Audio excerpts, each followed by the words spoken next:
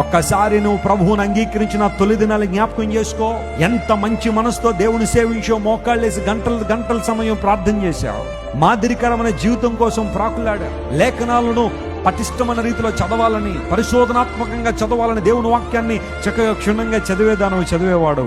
ప్రతి ఆదివారం దేవుని మందిరానికి వస్తూ నీతో పాటు 10 మందిని నడిపిస్తూ దేవుని రాజ్య విస్తరణలో వాడబడ్డావు. కానీ రాను నీలో ఆసక్తి అంతా ఏమైపోయింది? తగ్గిపోయింది. కారణం ఏంటో తెలుసా? నీకు వేరే విషయాల మీద ఏం పెరిగిపోయింది?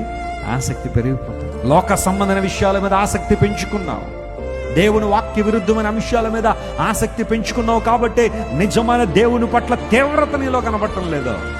దేవుని సేవించాలని ఆశపడితే, దేవుని సేవించే వ్యక్తిగా నువ్వు ఉండాలని కోరితే నీలో ఏముండాలన్నమాట? తీవ్రత ఉండాలి. నువ్వు ఎప్పుడు ప్రకాశించేవాడుగా, వెలిగేవాడుగా, మంట కలిగిన వ్యక్తిగా నువ్వు ఉండాలా. అది దేవుడు కోరుతున్నాడు.